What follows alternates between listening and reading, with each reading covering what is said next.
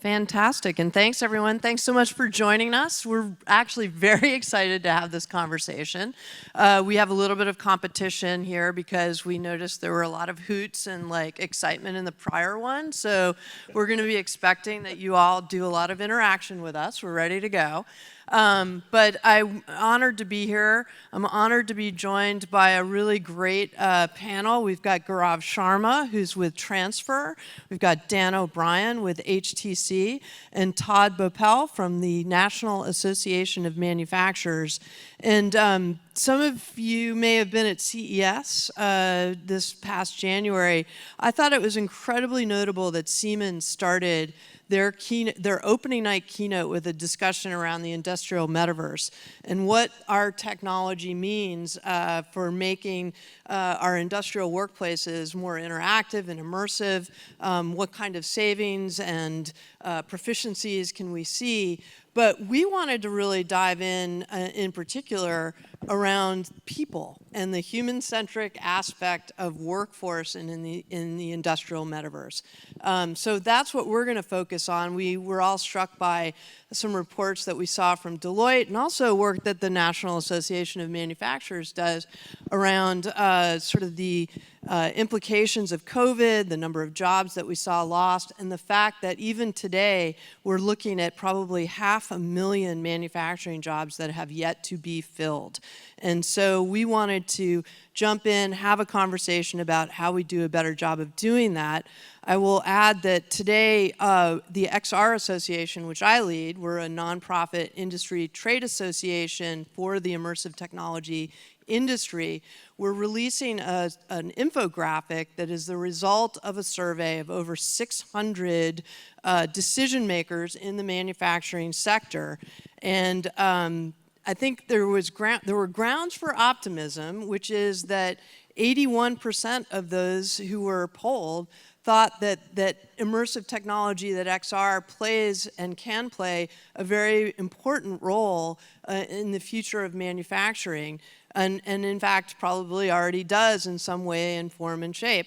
But we also know that they're facing a lot of challenges, and that we're trying to figure out, how does this help address some of the challenges that these decision makers face. 68% of them believe there's a skills shortage in manufacturing. So what role does XR and job training and upskilling, what role does XR play in that? So I want to sort of start to go through our great panel here. And maybe, Todd, I was hoping you could start with some thoughts, first to introduce yourself a little bit more, and then also to talk a little bit about the Manufacturing Institute at the National Association of Manufacturers. Yeah, thanks, Liz. Happy to. My name is Todd Boppell. I'm the Chief Operating Officer for the NAM. We are a 127-year-old trade association. We lobby the federal government on behalf of all U.S. manufacturing, and so our goal is to make sure that the next dollar invested in manufacturing capacity around the world is invested here in the U.S. Our members are companies that are headquartered all over the world, but they all manufacture something here in the United States. As Liz mentioned, we also have the Manufacturing Institute, which is our foundation, our 501c3. Their mission is to really focus on the workforce ecosystem for manufacturing in the United States. I'm really surprised that only 68% of the respondents in this particular survey are reporting a skills shortage, because really every manufacturer that we talk to is currently struggling with workforce. That is their number one issue. It has been the number one issue on our quarterly survey of our thousands of members every quarter since the middle of the pandemic. And if you go pre-pandemic, it was also the number one issue for the few years leading up to the pandemic as well. The Manufacturing Institute publishes with Deloitte a study of what they call the skills gap, which is basically how many jobs are going to go unfilled if we don't change the trend in education and training and attracting the workforce that we're going going to need.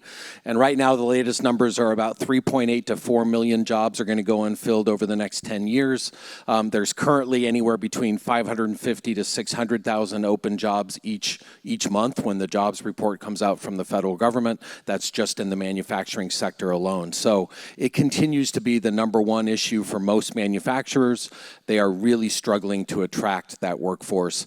And I think if you look at even some of the things the Biden administration has tried to do, whether it's the CHIPS Act or whether it's the Inflation Reduction Act or the infrastructure bill, and some of the investments that they're trying to make, which we were fully supportive of, a lot of those investments are absolutely struggling because of the workforce challenges that they're running into. So we can throw a lot of money at some of these issues and try to build the infrastructure and the capacity, but without the people to do what we need to do, it's going to continue to be a really difficult challenge. Great answer. And Gaurav, that's going to lead me to you and a couple of the other points on here, which is, one, we're seeing sort of this silver tsunami, right? This idea that a lot of older people are starting to retire. And two, we see that maybe we need more effective training programs. So I'm curious, like, how Transfer thinks about those points and what you all do. Yeah, absolutely. So really quickly, Transfer right now our mission is basically to complete the classroom career pathway. What we do is introduce young children, usually in middle school, to skills trades, manufacturing being one of the biggest ones, and then eventually as they like a specific field of study or a specific career, they can then get trained in it via virtual reality, and then finally we'll help place them into jobs as well. Looking at the space today, I mean, listen, like, the new generation that's coming out, the majority of them, if you have read the latest reports in the Wall Street Journal, actually are not going to go to college. And the parents are supportive of this. They are actually going to get into the skills trades. And manufacturing is one of the biggest ones. Today, what we're seeing is our main client, the US government, is actually very bullish in training the new generation via virtual reality. And we're actually seeing this definitely show up in our growth rates, but also just seeing the general economy also adopt this. What we have noticed right now, we have the world's largest catalog of VR training materials and curriculum. What we're starting to see right now is extreme traction, especially in the manufacturing space. As you mentioned, the workforce is definitely aging, and guys, like, most people cannot actually afford a college education to just, walk into and become a technician in a factory. So we believe that virtual reality and the ability to develop curriculum in virtual reality is going to address the skills gap, especially in the manufacturing space, especially in these other skilled trades like pipe fitting, welding, truck driving, etc. So we're very excited about it, and we're hopefully making a dent in that revolution right now. Very cool. And Dan, I know, we did a survey, but lots of people are looking at this space, including HTC. And I would imagine that you have some data points that help you all think about, how does XR help with efficiency and return on investment and all of these things, particularly as we're talking about the workforce? Yeah. Thanks. Thanks for having us on the panel too, Liz. My name is Dan O'Brien. I'm the GM for HTC Vive, and we're a total solution provider. I think a lot of people recognize us mostly as just a headset or a wearable or goggles, as some people call it. But we're actually a total solution provider in that we develop tools like Mars CamTrack for content creators. We also develop 5G solutions for connectivity. We were the first company to deliver immersive content over a 5G network wirelessly to a headset and streaming it. So we actually figured out how to do that several years ago.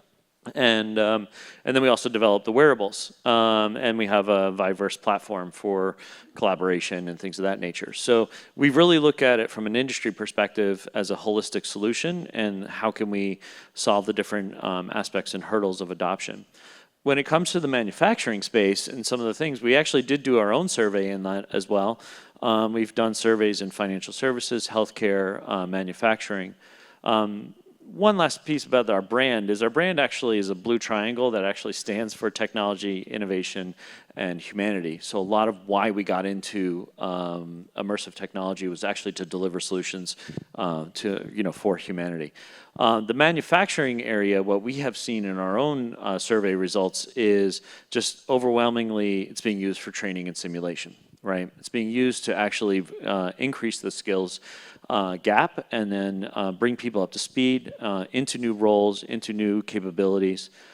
Design and simulation is a massive area that we're also seeing, and then digital twins is the third area that we're actually seeing a lot of development on.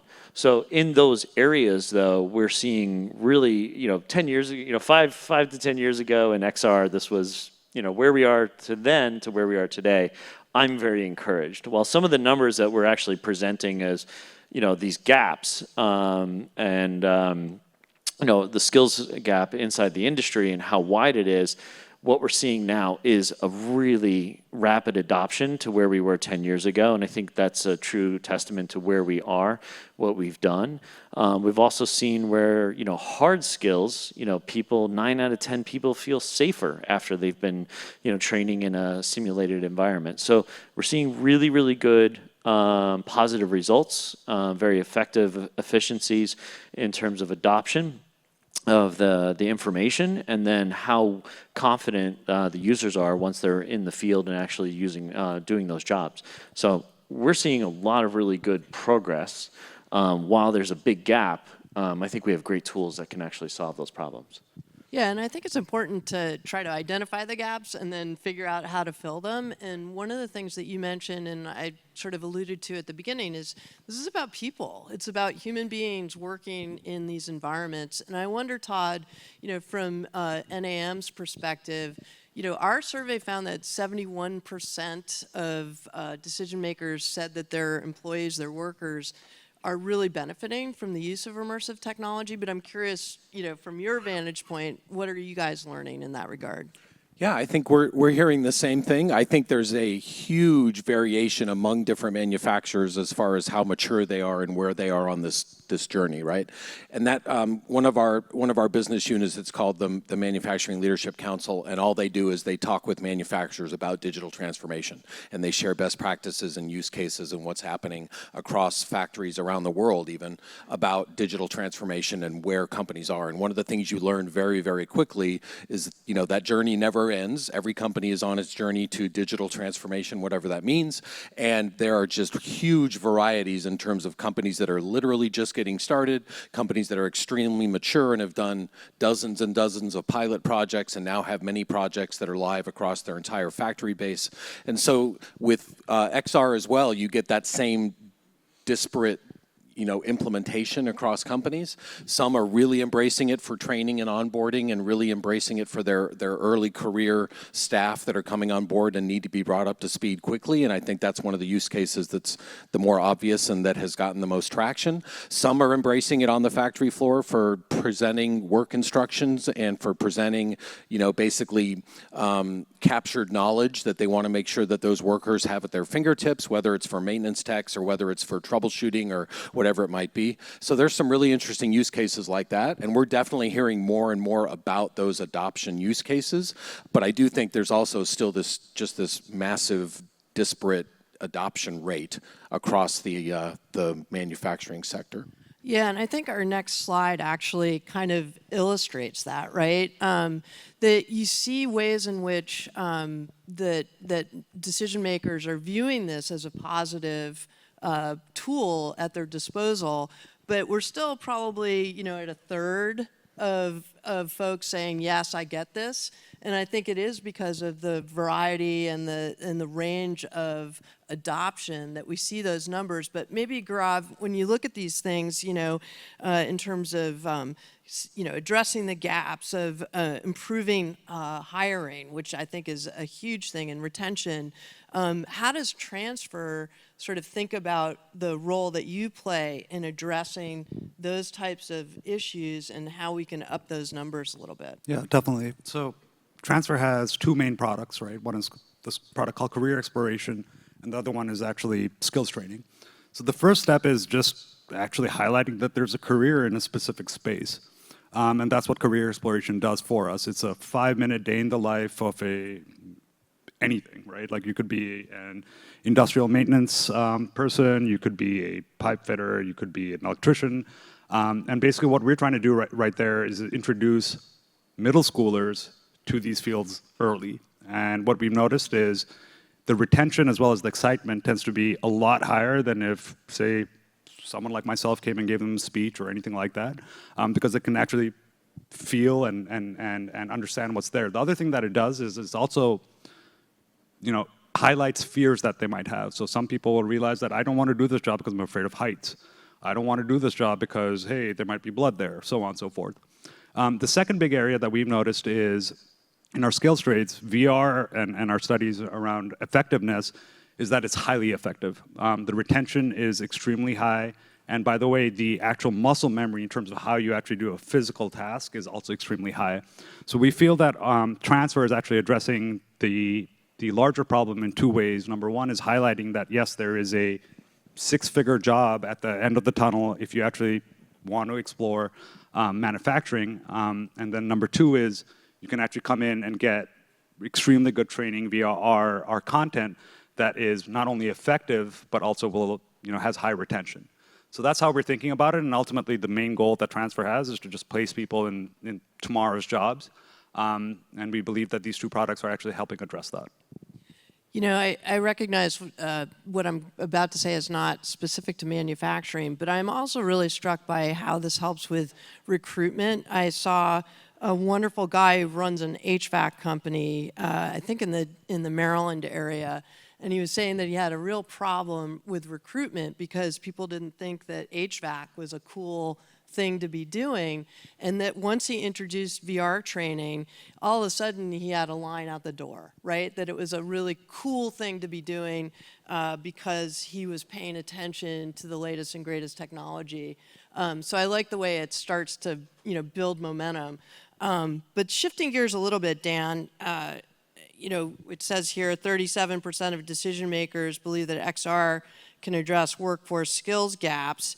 47% will create new career advancement. You guys sit at a really interesting place where you have partnerships, right, with different industries, educational institutions, and I'm wondering if you can give us a little color about how these partnerships come together to address some of these data points. Yeah, no, that's great, and those are great stats, and we've also seen where companies are also looking at and saying, within the next 5 years, 60% of companies are planning to introduce XR training and simulation inside of their environment. Within the next 10 years, 75% are planning to introduce it because they are seeing efficiencies of upwards of 50%, in cost savings or efficiencies in training, speed of training and things of that nature. But now, back to your question of looking at the partnerships, we also see where we'll go into a financial services or we'll go into a manufacturing facility and we'll look at the problems that they're having or the gaps that they're having, and we look at the ISV partners that are in the field and how we can actually bring them a solution. And in many ways, we're not the software expert that's going to do the actual training simulation, whether it's a forklift trainer or a supply chain moving it around the room. We bring in those ISV partners, but then we are the enabler that gets people through all the other hurdles, right? The IT security review, the getting the devices past the IT department so that they can actually using. How do you actually deploy them into a manufacturing environment so that they can actually put them on people's heads, safely operate in that environment, how you can keep the headsets updated. So we all have our own, skills and capabilities of what we can do to remove hurdles so the technology can be adopted inside of the environment. But we continue as an enabler and removing a lot of the hurdles to just bring those technologies to bear and then bring a lot of ISV partners into the conversation. It could be data modeling, it could be a procedure, it could be safety standards, soft skills training. There's a lot of really great solutions out there of partners that we pull together into a comprehensive solution. The other great part is we're allowing a lot of companies now to build their own environment and their own training environment. And I think that's another piece from a hurdle standpoint that a lot of companies are trying to solve for, so they don't have just some bespoke training for 1, 2, 3, 4, but they have the agility and the ability to create the content themselves. And that's something that we're also trying to really be pushing forward to make it easier, because a lot of large scale companies have already training engineers inside of their company. Now they have to grasp these tools and actually deploy them at a very rapid and fast rate. And then also see where it's failing and then go, hey, let's make adjustments to this training, and then republish it back out for the for the students. And I think that's been really effective to have those nimble systems. Yeah, that sounds actually pretty cool, and I will probably dig in a little bit more on some specific, like, keep going. Yeah. But it does sort of transition me to the, reality portion of this conversation. I mean, there are hurdles to adoption of XR in the industrial environment. And, I'm curious, maybe Gaurav, we can start with you. Like, as a company that's providing the training, what are the hurdles that are most prevalent for you? Yeah, there are a number of them. I think first is content customization. That is expensive. So for example, if you want to go to Boeing, they want you to actually learn how to fix a Boeing engine, not a Lockheed engine, right? So again, you have to think about, yes, you're creating general environments, and you actually have to think about then extremely expensive customization, because that's what that specific company requires. The second big area is, again, we deal with schools, we deal with, working with companies in very remote areas. But a very basic problem that we face is Wi-Fi connectivity, oddly enough. It is difficult, to say the least, to, for example, go to like correctional facilities like a prison and tell people, like, hey, you can actually have a career in manufacturing. And by the way, they have extremely severe restrictions around connectivity. So that's a big hurdle that we face quite often. And lastly, and I believe this is just a matter of time, it's cost, right? It just comes down to, I think, we're entering the cycle where the hardware itself is going to start dropping in cost, and so is the software. And yeah, we're waiting for those tool sets to actually proliferate and become cheaper. And yeah, hopefully we're rightly positioned to help with addressing those specific issues. Yeah, and I don't know, Todd, do you want to comment on just sort of that specificity amongst different manufacturers? Like, everybody needs a different solution? Yeah, I mean, I think most manufacturers see what they do as having some commonality with other manufacturers, but they all believe that there's a really deep layer of uniqueness and specificity to what they do that is different from anyone else. Even people that are maybe direct competitors, they still feel like it's different. And in a lot of cases, it truly is different, especially if their legacy equipment and their processes are extremely different, or the raw materials are extremely different. There can be some very serious technical differences that they need to try and address. And similar, I mean, I would add to what Gaurav just said, one of the other challenges or sort of obstacles that we see, especially when it comes to training and skill acquisition, is that there's, at least in the manufacturing world, there has always been this pretty wide divide between HR and plant management when it comes to skills acquisition and when it comes to sort of the hiring and onboarding process. And HR, because HR is that's what they do, they are really limited in how technical they can be, obviously, right? They're out there trying to find candidates, they're trying to bring people in, they're trying to make sure that they're ready to start work, but they also expect to hand them off to the plant management folks to do the hardcore technical side of that. And when you try to convert that to XR, so whatever technology stack you want to use, you've got those same challenges where you might think HR should own sort of the training and the ownership of the software platform, and the ownership of the content creation would maybe live in HR, but all of the technical know-how that goes into that and all of the legacy equipment and everything else that feeds that is all the domain of the plant management and of the shop floor. And so it's very hard to bring those things together because of the uniqueness of those challenges on the factory floor versus what maybe would typically live in HR.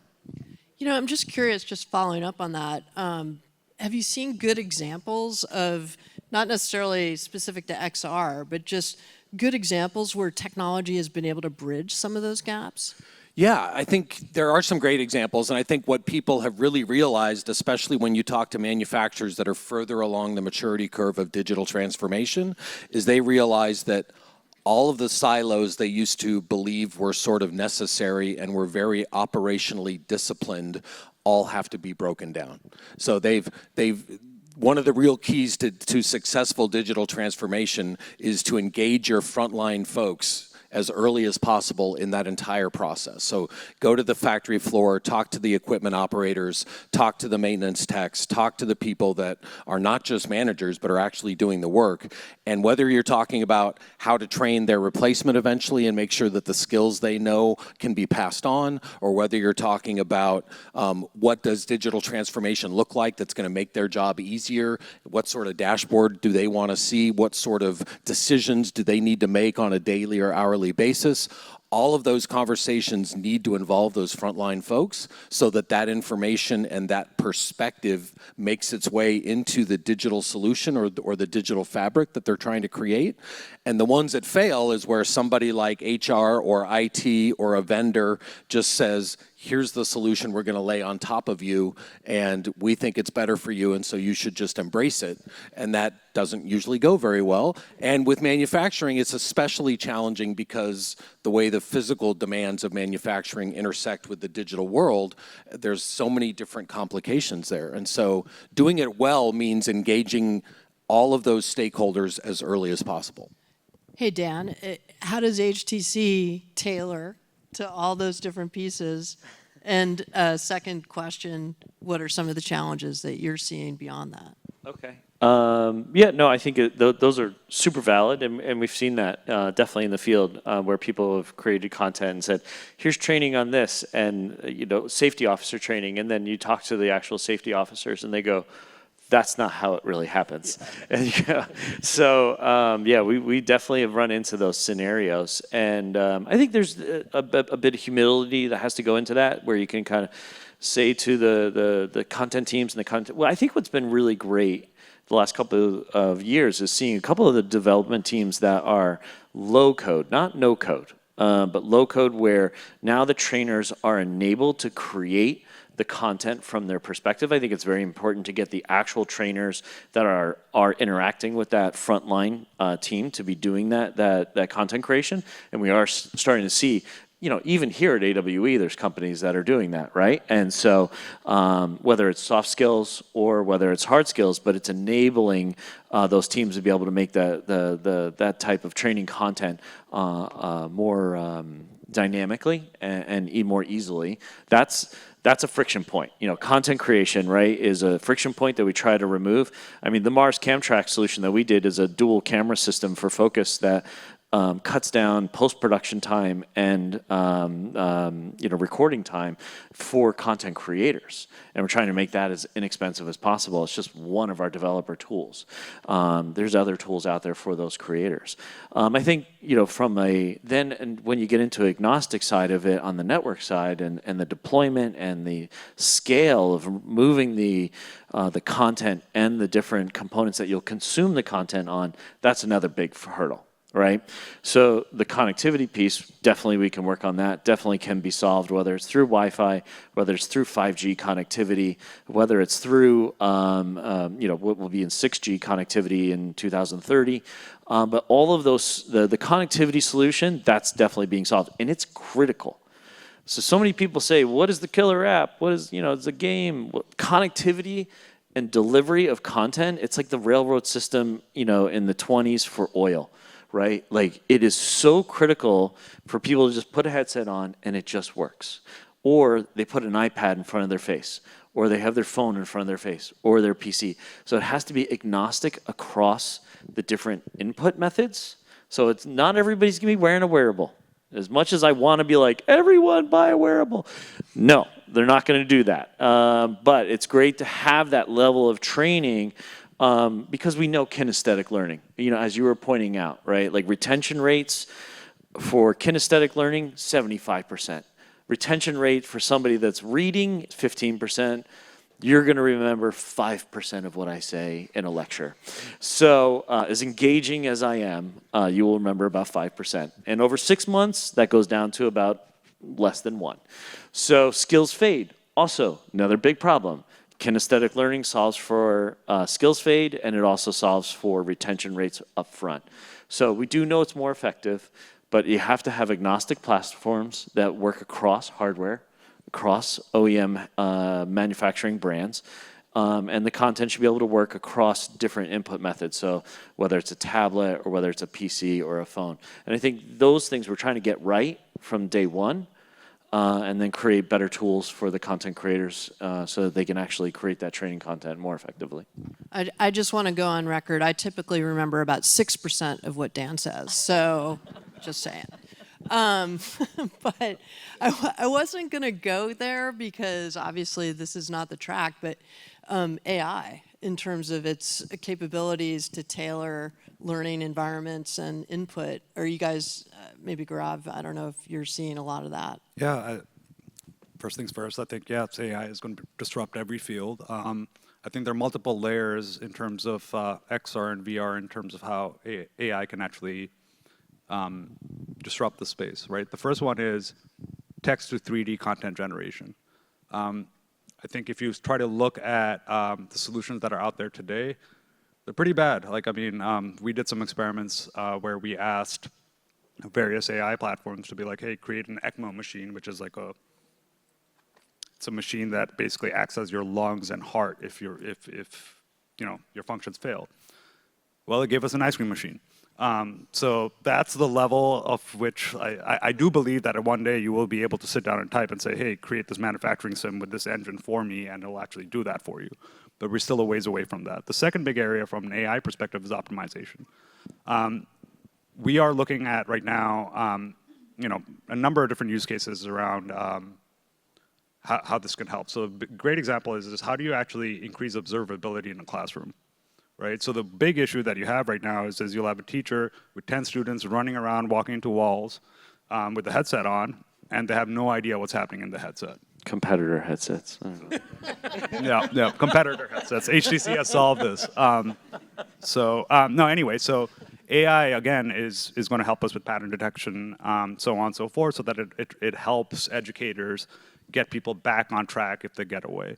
The last piece is, it's actually we've already started to use this. Our workflows are getting optimized because of AI, right? We're compressing the time it takes us to create narratives, compressing the time it takes us to create content, so on and so forth. And we believe that that trend is going to continue. Exciting days, but still very early. Todd, curious about how knowledgeable manufacturing as a sector is about the integration of AI with other technologies. Well, I think there's a two-part answer there. Part one is that manufacturing has used machine learning longer than almost any other industry, right? So if you define AI in terms of machine learning and what that means, then yes, manufacturing is incredibly robust and deep on that front.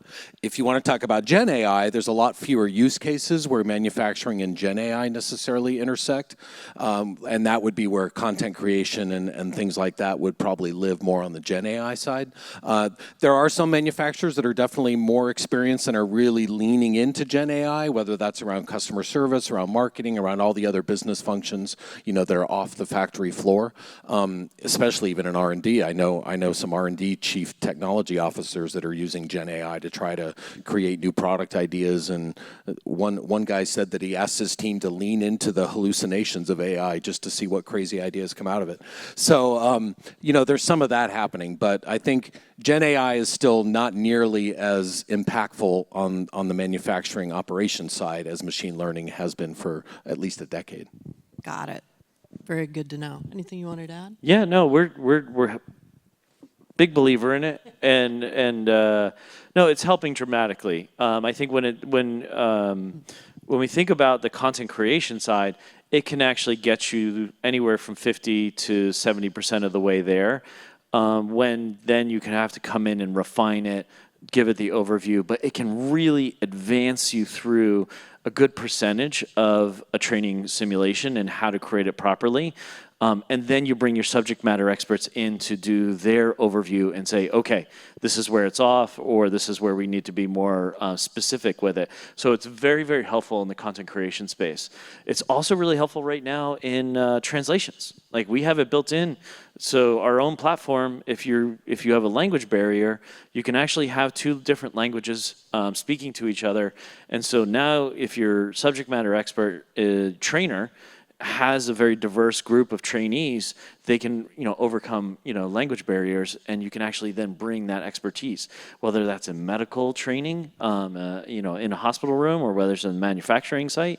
But yeah, I think that just, language barrier improvements is tremendous, and it's a low lift, right, to be able to do that. And that one's pretty accurate. Hopefully, you don't get too many ice cream machines out of that. But I do think that's really tremendous. I think it's going to also in the generative AI side of it. Once you do have an internal platform, if you are a car manufacturer, if you are a facilities or energy, I think it helps dramatically to be able to come in there and have that Gen AI assistant that says, "Hey, give me the training for all of these series for this level engineer, to be on the floor, and then here's the criteria," and you get them going on it, right? And so it gives you what I think is scale, and so now you have this one-to-many where you get a lot more, and when it comes down to the really effective training, it's sets and reps, sets and reps, sets and reps, and that is where that really effective, right? And so now we know we can get you through the training at almost 200% faster. We know your retention's higher, and you're more confident when you come out of it. And we have a system, tool, and platform that can actually help you in whatever language that you speak to actually get through that training. So I think it's great. I love it. Cool. All right, so before I launch into this next question, I want to just come clean for everybody about the XR Association. So we're very interested in this conversation.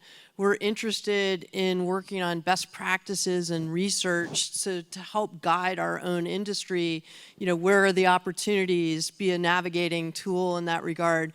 But we also work a lot with public policy efforts, right? So we're up on Capitol Hill or with the executive branch talking about some of the policies that help to support our industry and to highlight to them the work that we're doing along the lines of responsible development of XR. So what I wanted to say is not only is this conversation happening here within our industry, but we're also having this conversation with lawmakers. And there is a bill in Congress, it's called the Immersive Technology for the American Workforce Act. And it would redirect dollars, grant dollars, to underserved communities, both rural and in inner city and elsewhere, for exactly what we've been talking about today. How do we use immersive technologies to upskill and train our workforce?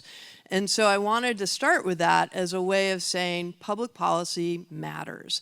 And I'm just curious, I wanted to come back to Gaurav and talk a little bit about, some of the public policy issues that you guys are focused on. And I heard a couple actually in some of our conversation, but I just wanted to turn it over and start that conversation with you. Yeah, as I mentioned, our biggest client is the US government, so policy definitely matters here. In fact, actually, we have an in-house grants team to actually help our customers, schools, workforce development boards, et cetera, tap into funds for immersive technologies. That said, I do believe that as we look into, for example, as new policies are passed, for example, the Broadband Act, et cetera, it is critical for us to understand the tip of the spear from a policy perspective, because then we can actually follow up with a content-based solution for those problems they're trying to address. So examples being, we are now talking to the National Broadband Associations around hey, you guys need to train people to put in fiber underground. We are talking to people around, hey, there's a large revolution happening in terms of, people are now all of a sudden interested in farm tech. How do we get people back into that? Healthcare, they're literally probably the number one biggest gap over there is skilled people over from a, COVID has highlighted massive gaps in terms of the workforce and the training needs around that. And basically, if we are able to look at policy and influence policy, we will then get the dollars to develop the content and hopefully impact people's lives to do that. We have in-house policy teams, and we are in the business of hopefully winning grants for our clients so that they can actually use VR and AR to train the workforce of tomorrow. And you actually mentioned something interesting about connectivity within the criminal justice system. And in the last administration, there was a piece of reform legislation around criminal justice and prisons. So I don't know that it actually got incorporated there, but that is something to think about. Like, how do you amend certain laws that are already in effect in order to get a common sense approach to job skills and training in a prison population? Yeah, 100%, right? I think there's a corrections angle to it. There's also a non-corrections angle to it. I mean, like a great example right now is CHIPS Act. In 3 years, there are going to be fabs all over America, and who is going to actually sit there and work in them? We need to train those people today. So policy plays a massive, massive role for us, and if we are ahead and understand policy maybe 3 to 5 years in advance, we'll actually be ready to solve those problems from a content perspective. And you mentioned the Chips and Science Act, and I guess a soft brag or a hard brag. So a few years ago, when that piece of legislation was being considered, it didn't even include immersive technologies in the bill. And so our organization was able to successfully lobby and make sure that of the suite of emerging technologies that are considered under Chips and Science, that immersive tech is a part of that. What does that mean? That the science part is eligible for funding, right? There's the chips piece is for the fabs and the semiconductors. The science piece is for research and development around emerging technologies, and it authorizes, and that's a key word, it authorizes, it does not appropriate, I think $200 billion for research and development in emerging technologies. Todd, I'm curious whether, from the Manufacturing Institute perspective, whether there's been a focus on the science part of Chips and Science. Yeah, and we also run a group that called the IRI that focuses on nothing but best practices in innovation management and innovation leadership, right? So yeah, we're very keen on the funding and the backing of the science community, whether that's the hard physical sciences or whether that's the digital sciences that we're going to need in order to continue to grow and innovate and become a key player in the manufacturing ecosystem for the next 100 years. Well, I think it's also what's interesting too is I think in the manufacturing space too, I think sometimes when we think about the manufacturing line, we think people are going to be standing on a line, right, and pressing something or doing something, and it's very manual. I think what people, kids and younger generation might need to also appreciate is the fact that they're not necessarily going to be on the line; they're going to be in the control room. That's controlling the line, right? And there's great opportunity in those roles. Those are software roles. Those are, management roles. Those are supply chain roles and understanding demand and what needs to be output and the volume and how many lines need to be running at a certain amount of time. And so it's much more advanced than I think some kids, might look at it, or younger generation, and not see opportunity beyond, thinking that they're going to stay in the line, because there's maybe a little bit of that preconceived, thought process. But I think what we should be doing is really talking about how advanced this technology is, how much opportunity it is, and also how much cost savings and efficiencies are there for the companies that do deploy this technology in immersive training, how much faster they can get through the training, how much carbon waste is removed from the manufacturing process because you've implemented immersive training solutions. Yeah, So. and I think in our survey you'll see more data points around how it helps with regard to sustainability, about product optimization and efficiencies. So the decision makers in the manufacturing sector see this not only as an incredibly potent tool around workforce, but around the entire ecosystem for manufacturing. Yeah. So one last point about the QR code. I challenge all of you to use it because I want us as an industry to be a powerful voice. It's going to take you to a website, our website, but it has a letter that you can send to your member of Congress to encourage them to support that immersive technology for the American Workforce Act. And I think on all of the policy questions that we were just talking about, whether it's getting greater funding for Chips and Science, whether it's trying to address the broadband infrastructure situation, et cetera, it takes all of our voices to actually reach out and tell policymakers this is what we need to make this successful, whether it's to upskill our workers or to make our manufacturing platforms the best in the world, because we're using immersive technology. It takes our voices to make that happen. So I'm going to ask our last question, and then I'm just giving a heads up before I do. We're going to look for you all to ask us some questions as well. But kind of a end summation, right? So each of you, if you want to take a moment and really kind of tell me, where do you think immersive technology in manufacturing is going in the next 5 to 10 years? Like, what's your vision for this? So maybe we'll just go right down. Todd, we'll start with you. Sorry. No, I think we're already seeing, like, Owens Corning is running a great pilot right now where they've created these regional support centers and taken their most experienced employees and basically said that you're going to be tapped by all of the factories in your region, and you're going to use AR and VR solutions to essentially help support other folks that are on the factory floor that don't have as much experience as you might. And so they're doing that because they're seeing the retirement, wave that's coming at them, and they're seeing the skills loss that's bringing, and they're really trying to make sure they keep as much as they can of that knowledge base that they've built up in those workers. And so I think in the next 5 years or so, I really do think that's where we're going to see the most use of this technology is going to be in capturing the knowledge that would otherwise leave the building and either using those experts in a more virtual way across a wider swath of your company, or capturing the knowledge and building it into a platform that then other workers can access in real time wherever they are and whatever problem they're facing. On the longer time horizon, 10 plus years, there's still a great debate among our manufacturing base as to whether they're trying to achieve lights out operation. Are they trying to build factories of the future that will basically run fully autonomously or not? There's a pretty robust debate about whether that's even desirable or not. But what I think is going to happen is, I think, to your control room example, I think you're just going to have semi-autonomous operations where you've got remote workers in remote control rooms, essentially virtual control rooms, who are then able to use those AR and VR technologies to do what they need to do to respond to whatever's happening on a factory floor, wherever that factory floor might be.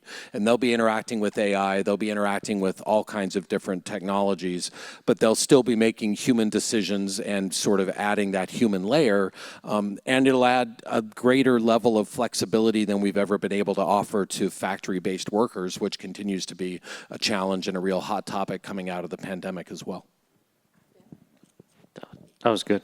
I like that. Thanks. No, that was good. I think we're going to create better trained workers. I think we're going to create safer trained environments, and I think we're going to get through training much more efficiently. And overall, I think where the technology is going. We are going to virtualize a lot of the costs of the hardware. We're going to be putting it into cloud environments, and we're going to have lighter headsets that cost less money. They're going to be connected to a network, and it's going to, everybody's going to be having the option to have wearables, and I think the accessibility is going to be a lot faster. Over the next 5 years, you'll have the introduction of 6G technology. In 2030, and you're going to have a much more robust network where 5G right now is stressed. That is the stress use case to send this level of polygons and content over the air to a wearable. And I think, when you get to now a 6G environment or 6G, connectivity, you're going to have, everybody's wondering, when is AR coming? What is AR? Like, when do we get to just wear these glasses? Well, the delivery system to interact with digital content is critical. And so I do think over the next 5 to 10 years, we're going to solve that problem. And then that's going to solve a cost problem for the wearable and the technology. And over those next 5 to 10 years, we're going to inbound all of that data and the training material. Because you look at now, like power companies, right, and ExxonMobil, the equipment that's in the ground is older than the engineers that are working on it now, right? So they don't know how to actually maintain that and do it safely, right? And so we're already at that point where the skill has left the building. So now we actually, but I think it's going to be a lot more efficient. We're going to be able to train people much more efficiently. The other thing I think is really interesting too is we're going to make decisions a lot faster around design changes in those digital twins and be able to have more efficient manufacturing. And I think that's going to be really exciting. So we're going to see costs come down, performance go up, and the connectivity is going to be really critical, in the future. I agree with all of this. My perspective is a little bit on the software side. I believe in the next 5 years, you'll find entire manufacturing curriculums in virtual reality and augmented reality. I do believe that a lot of the new generation is actually going to get their skills and their credentials via these platforms, and I think their parents are going to be extremely happy about it, and so are you. Well, that's good. Questions. We have a mic right there, so come on up, introduce yourself, and ask some questions. Check. So my name is Irfan Khan. I'm the CEO and founder of Supernova Academy, and we offer education for medical students using XR. Okay, and I was fortunate enough to be blessed with multiple, sectors. I've been working in aerospace for a long time, and I've also taught people for the last 20 years. Right, so I have a diverse, background. So the question I have for all of you. See the numbers of decision makers that are basically saying XR is going to be the next big thing. So who is the decision maker in a company, right? Is it an operations director? Is it a HR manager? Is hospital administrator? Who's the decision maker? That's number one. Number two, what work is being done to accelerate hiring of a person? Right now, when you go apply for a job, it takes months to bring somebody on board, right? So what level of sophistication is being done on XR platform where they can interview the person, take the training, take the exam, right, whatever the training is, and hire the person? Anybody want to take a stab? Oh, okay. Sure. The decision maker can be across the board. If it's in a hospital, it could come from the physician layer, right, where it is actually the medical teams that are looking at the different trainings and saying, how can we do them more efficiently? When it comes to some of the organizations, like nursing organizations that are putting them through the certification and board exams, we're working with those certification programs and, onboarding them to the technology and the different training simulations. And then they're bringing it into, the test environment and the nursing schools and the things of that nature. If it's a banking or financial services, or if it's something that's more traditional corporate environment, enterprise solution, we might be talking first to the CIO team, and saying, okay, here's what we have, here's what we're working on, here's 9 different use cases from training and simulation, HR soft skills, data visualization, procedural training for this procedure. And we'll look at the different use cases, and then they will go work with those teams inside of their organization and say, do you want to learn more? A lot of times we'll set up a demo day, and we invite in 30 different teams of that organization and say, here's what we can do with this technology now. Do you want to learn more? And so in a lot of companies, we're doing it's a pitch where you're trying to say, here's what it's capable of. And in some companies, they have a very strong point of view.